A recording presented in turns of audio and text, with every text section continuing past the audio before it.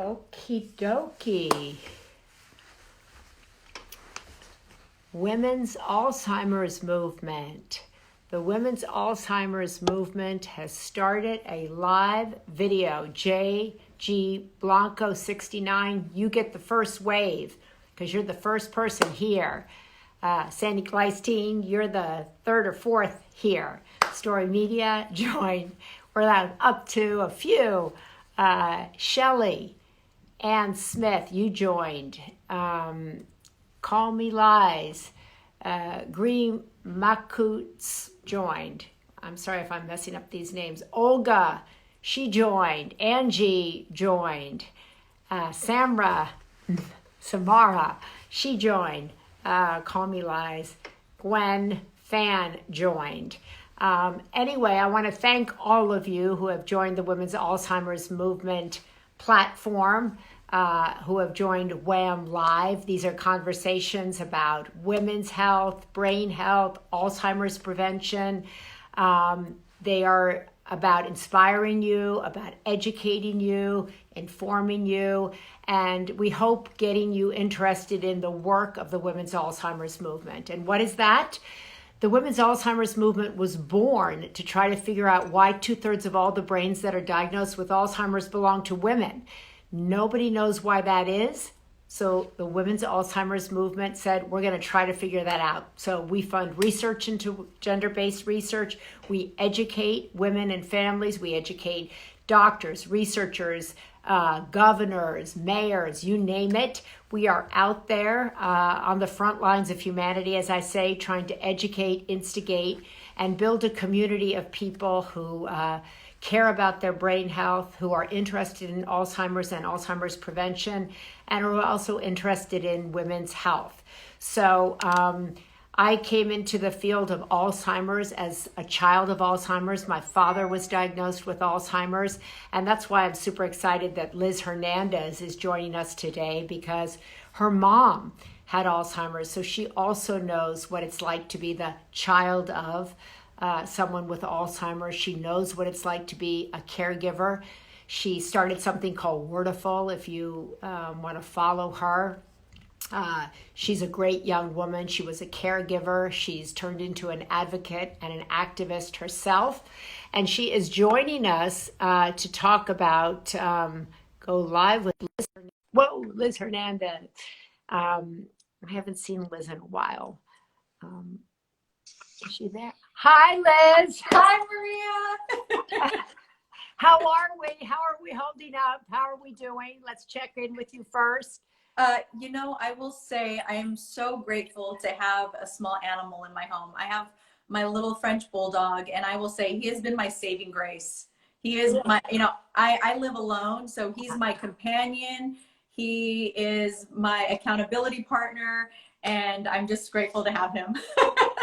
That's so great. Well, I want to thank you so much for coming on here. I was just saying that you have this whole Wordiful program that I know I actually spoke at one of your events. You gather people and you talk about the importance of words, and you did a little template for us actually in light of this conversation. So let's talk a little bit about that before we talk about your journey through Alzheimer's. How did you come up with Wordiful? What did you want people to know about? So for those who don't know about Wordiful, Wordiful stands for Words Are Powerful. I come from a background, I did radio in Los Angeles for 10 years. And the one thing that I discovered about being able to share our story is that our story is our superpower. And there's such a beauty in being able to connect with someone through sharing things that we've gone through in life. That's how we relate to one another. That's how we understand that we're not alone, how we feel seen and feel heard. And so it was great when, over the 10 years, we'd be sharing these stories and the phones would light up and people would share similar experiences. So when I moved away from that, I was following the trajectory of my career. I got into television, and when I thought I had, made it, I got signed to Access Hollywood. That same month, my mother was diagnosed with dementia, Alzheimer's. And my mom, for me, I compare it to like when our phone is on 5% and we plug it into the wall to get that recharge. Yeah. My mother was my power outlet. She was my charger. She was, when I felt like my battery was dying, I would go home and she would tell me everything I needed to hear that filled me up, that I was loved, that I was valued, that I had gifts to offer the world, just how special I was, how lucky she felt to be my mom. And I would leave with a fully charged battery. Wow. And when she started to lose her language, her speech because of dementia, I realized that it is such a gift to be able to communicate. And we need to really focus in on the power of our words, because as my mother was, you know, as those words that filled me up became fewer and fewer, I was now realizing the imbalance of her loving words and the messages we receive from the world. The world can tell us constantly that we're not enough. Right. And my mom was always there to tell me I was. And so I had to become that voice, my mother's voice. I had to use all those loving words of affirmation and incorporate my own and really hone in on the power of words and what that does for our well-being, for our energy, for how we affect other people. And so I left television to take on Wordiful full time, and here I am now. So Liz, that's so beautiful the way you described what your mother gave you, how she charged you up. And we have spoken about the journey of Alzheimer's. And you were saying that in the beginning, when your mom started to kind of lose her words or her memory, you and your sisters were like, no, that's impossible. Our mom's too young. She can't possibly be getting Alzheimer's. And you told me you wish you would have known what the symptoms were. So to somebody out there who might be that daughter that you were, what do you want them to know? First of all, that nobody is exempt. You know, you would hear the word Alzheimer's, at least for me, and I just thought that happens to other people. And I, especially for some reason, had this delusional thought that it doesn't happen to Latino people. And we're actually the most affected by it. Yeah. And so, you know, I realized that the only person I remember hearing talk about it was Lisa Gibbons. And so I Googled her and I found all this information, and I realized the more information I had, the less I was fearful about what was going on, because I was able to anticipate things that were going to happen. You know, knowledge is power. Yeah. Yes, Maria, I absolutely wish I would have known the warning signs, because I could have gotten my mom help a lot sooner. I could have known her wishes in a clearer sense. You know, by the time my mom was diagnosed, she was already at a point where she wasn't making a lot of sense in the things that she was saying and doing. Yeah, so when you say that, it's really important to note that Latinos are 2.5 times more likely to get Alzheimer's, and getting that message out to the Latino community is something you've been very passionate about. What are the warning signs that you want people to be aware of? If somebody is a daughter or a son out there, they're watching this and they have a little bit of a suspicion, like maybe, but no, that could be because it doesn't run in my family, or that can't be. What were the signs? So for me, just in my experience, from my mom, it was mood swings. It was highs and lows. You know, she could go from being very happy to all of a sudden she was very confused and upset. And it was themes. We saw certain things happening. She felt we were always hiding things from her. Did somebody take her jewelry? Did somebody take her car keys? She was losing her car keys on the daily. And then my dad would find them in the refrigerator. He'd find them in the cupboard. And, you know, one of the hardest things that happened was when you're dealing with the brain, not, you know, deterioration. I don't know why this is a symptom, but my mom was loaning out money to people. And that's an actual sign of Alzheimer's, of dementia. I didn't realize that. My mom gave someone a huge loan, practically a stranger. Like they used to say, be careful when telemarketers call, because you're that much more vulnerable or susceptible to it. But those were the big things of really just her mood and constantly losing things, re-asking the same questions. Finally, when I had to fully acknowledge what was going on, my sister, my oldest sister, has lived down the street from my parents' house for about 15 years, maybe longer. And my mom called me one day and she said, "Can you tell me how to get to Olivia's house?" And that's when I knew something was wrong. So it's just forgetfulness too. So it's, and what would you say to somebody who's out there, thinking, okay, maybe my mom or my dad are having these mood swings, maybe they are forgetting their keys. And those of us who have been in this kid space, even though we're adults, we're like, it's just stress. Don't worry about it. We make up excuses because, of course, we don't want to think that a parent has Alzheimer's. What would have been different for you had you said, you know what, I'm going to get my mom to the doctor now?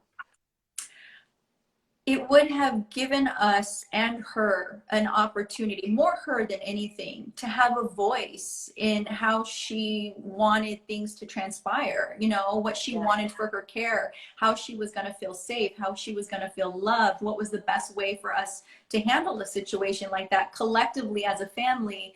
And you're coming from a more proactive space as opposed to a space of fear, of reactive. And so that, to me, I just wish I could have had a conversation with my mom early on to say, do you understand what's happening? What would you like? What would bring you comfort? What would make you feel most loved? And, you know, I think even from the very beginning, when we actually did like an intervention with my mom, a very loving one. But even then, I don't even think she was aware of what was happening. She just said, I'm stressed out. I'm feeling stressed. And I think that was more so the fear kicking in. Yeah, so many people in this situation also struggle with siblings. You know, one sibling may live close, another may be far away, how to communicate what different siblings want. What's your advice on how to handle this as a group of siblings? Well, one, I'm glad you brought that up, Maria. One, have the conversation with your parents while they're still healthy. Come to a collect. I mean, it's something we don't want to do. You know, nobody wants to have the conversation. What's going to happen once a parent gets sick, or God forbid they get dementia or Alzheimer's? But it's so important that we have these conversations because, you know, one of the things I had to deal with my family is I have 3 older sisters. So there's sort of this hierarchy, right? That the baby is not supposed to have an opinion about what's best for mom and dad. But because I was the last child in the house, I felt very protective of my mother. And I felt that I had to just, I'm one of those people, I just go straight into action. Right. And so I just, it was difficult. We bumped heads for sure. You know, I guess that's what I'm trying to get at is not everyone is going to feel the same way about what care should look like for a parent. We're all coming from a good place. Yeah. But some people are going to feel, you know, I know with my siblings, some thought it was better to put my mother in a home where she could be safe. I didn't agree with that. I wanted, you know, I was, and I have to admit, I was a little bit acting out of fear. I was like, no, this is our mother. We don't do that. We keep her home with us. But at the same time, I wasn't looking at all the other factors of what's necessary for somebody when they're going through Alzheimer's, that they need to have a constant caregiver, that they need to have the same surroundings so that they feel comfortable and they don't feel lost. But, you know, all of these different factors, everyone thinks they have the right answer and what's going to serve the parent best. But what I really come to understand, it's just really about showing up every day for that parent and treating them the same and not, you know, I always say, don't forget that that's still them, not the disease. Yeah, I think that's really good advice. And I think I'm always trying to encourage people to have these conversations with their parents when their parents are young, when their parents aren't even thinking about that. And it's not a morbid conversation. It's just a, what do you like? What makes you feel loved? How do you envision yourself 10 or 15 years? We've heard a lot, you know, these last 2 months, Liz, about the vulnerable population, people over 60, about people getting older. And I know you've been kind of, you're kind of disturbed about how that generation, the boomer generation, is being described, the words that people are using. Well, they're being dismissed, and that's showing our lack of compassion. Mm-hmm. You have to understand that one day this will be us as well. And that, however, you know, if we refer to the boomers, that's my parents. This is my dad. Yeah. They have paved the way for us. And we need to realize that they hold so much value in our world. If we get sick right now, it's their knowledge and their understanding of how we get better. And so I think we have to really pay attention, one, Maria, to the words that we're using, Yeah. and to sit and be careful of saying them and us. We are all in this together, literally. And we need to be mindful and compassionate to this generation of, of people that have come before us, because it's it's just very selfish to not think, well, if I don't know someone in that age group, then it doesn't affect me. Yeah. Or if it's just very dismissive. And I really believe that we have to be more thoughtful in, one, how we're speaking about it, and just even when we're out and about, whether it's in the as opposed to letting someone get in your nerves because they're taking too long. It's show compassion for that person. That could be your grandmother, that could be your mother, that could be your father. And yeah, I get really fired up about it. That's great. I love that. I'm hopeful that this pandemic in a way will bring the generations together. Maybe that's pie in the sky, but I'm also hopeful about that, and that it will bring us all to a place of more compassion, bring us all to a place of more empathy and understanding, like you're talking about. I love that you post some questions on the Wham Instagram about what is my superpower? What do I need as a caregiver? Talk a little bit about that, would you? And how would you answer those questions? So having been, my mom was first diagnosed, like I said, I just sprung into action. I brought her to Los Angeles, and I was her caregiver for the first 2 years. And one of those superpowers I wish I could have had was patience. It takes a lot of patience, and I didn't, and it's so funny because looking back now, even as a child, my mom used to tell me all the time, mija, in Spanish, she would say paciencia, you need to have patience. And it really, what it was about for me was trying to control a situation I had no control over.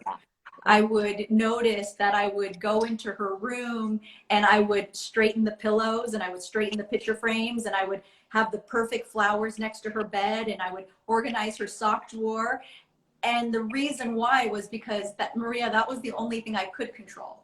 I couldn't control the disease, but I could control the environment of how things looked, and that made me feel better.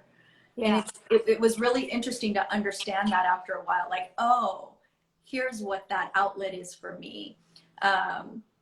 But I think it's so important that we support our caregivers, because that's one thing I'm so grateful looking back on that time I had with my mom.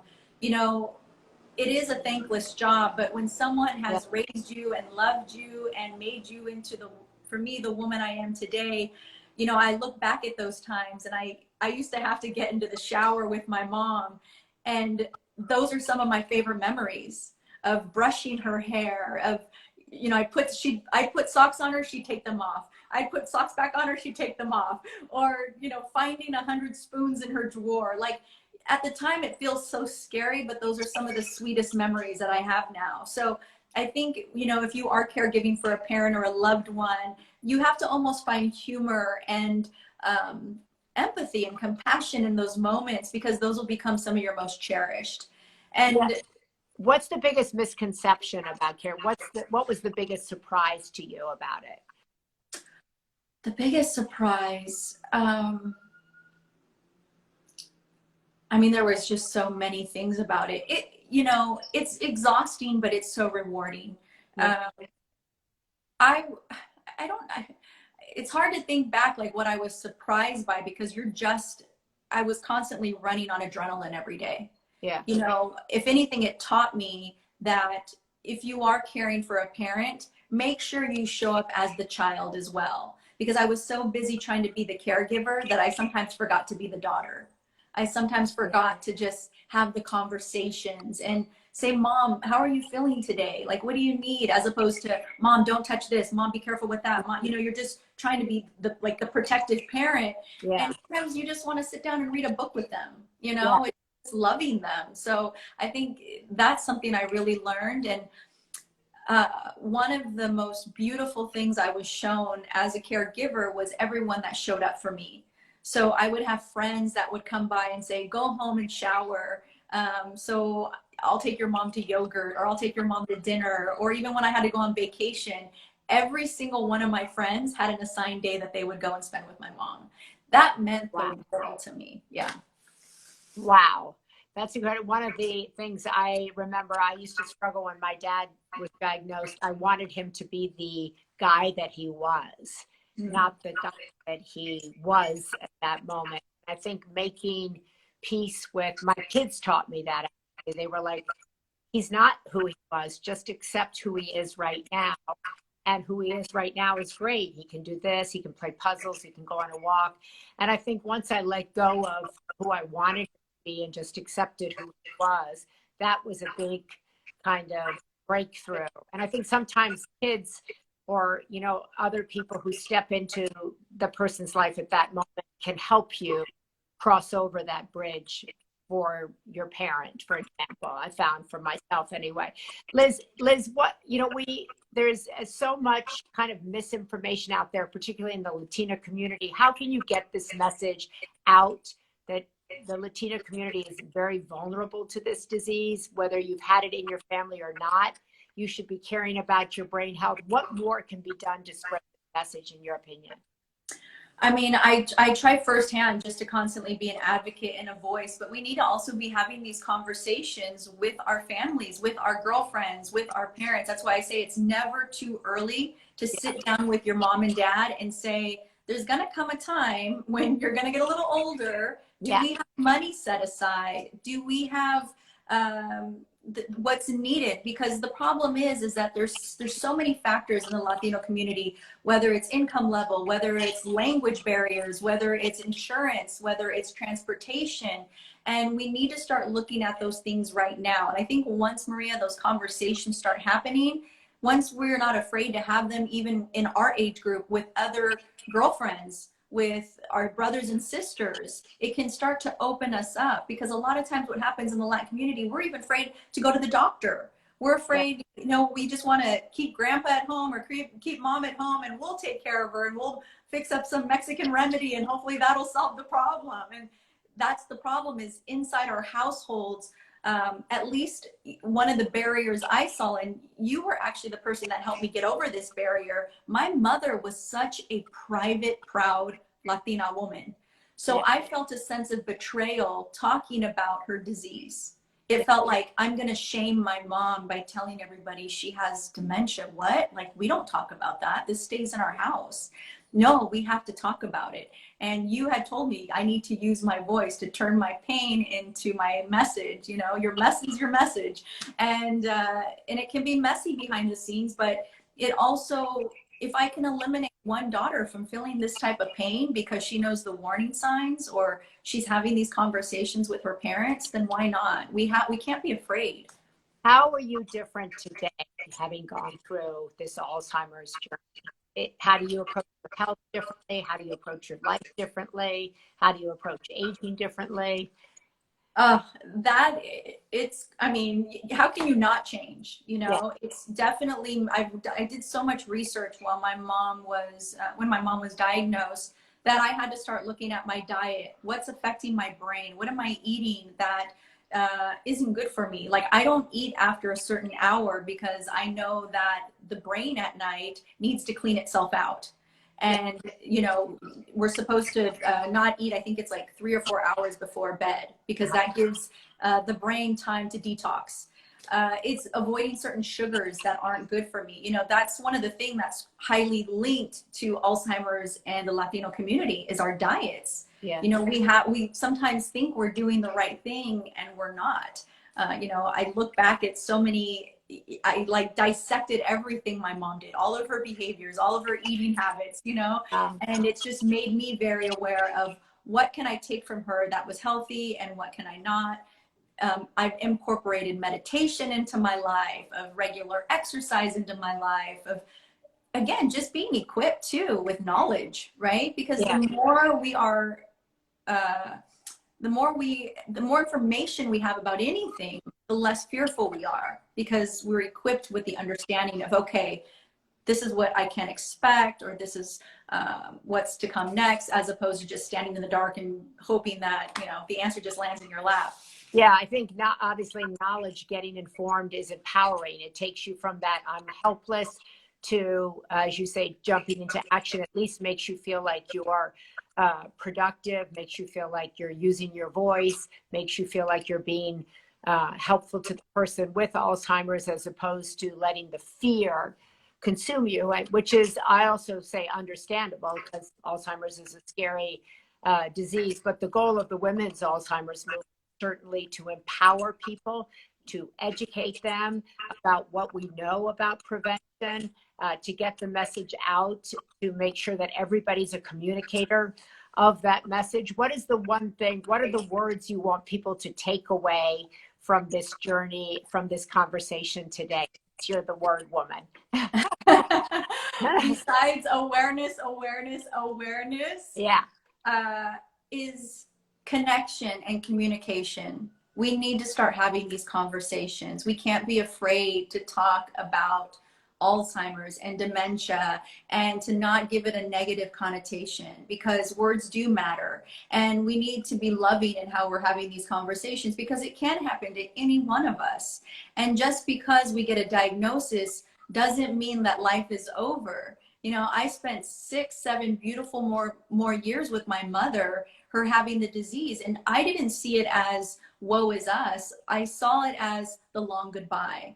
I had an opportunity to tell my mom how loved she was. And I think that's so important. You know, we need to be careful the way we, just the way we sometimes even joke about the disease. You know, we need to be really mindful and compassionate, because a lot of people are dealing with this.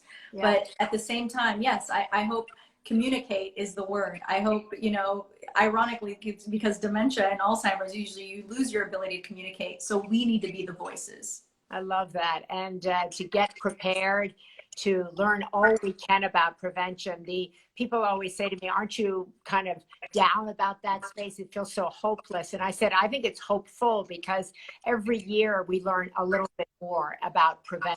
Every year we're able to view through technology the brain in a different way. We're able to know a little bit more, close that gap when it comes to women's health. The more women that are involved in clinical trials, the more we understand about how women age and what's good and what's not. So prevention, preparedness, communication, compassion, there's all your alliterations for you. I love it. Patience, preparedness, and to, I think, you know, as you said, the caregivers, we've heard so much about the healthcare workers, and we should be honoring them, but there are so many caregivers in homes who are also working on the front lines, whose work is so essential to keeping people, particularly with Alzheimer's and Parkinson's and ALS. These people are unsung heroes.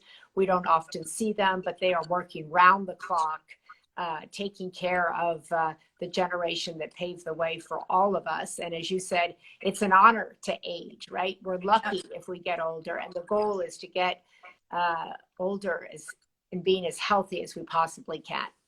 Absolutely. Absolutely. And, you know, Maria, thank you for just creating such a beautiful platform for us to learn about Alzheimer's, for us to find solutions for it, and just to share as a community. That's one thing I really was grateful for in the very beginning, is that you took me under your wing and you didn't make me feel so isolated. It was like, oh, there's other women going through this with their parents. Yeah. And again, I can't emphasize how much we need that compassion and that empathy. I have a beautiful friend right now whose mother has dementia, and she's in a home, and it's awful to watch her, to have to visit her mother through the window, and her mother to wave hi to her.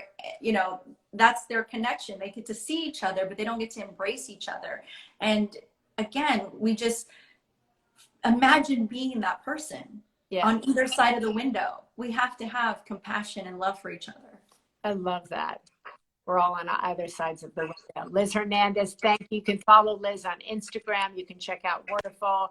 And I'm so proud of you and grateful for you. I'm so grateful for you, Maria. Thank you, Liz.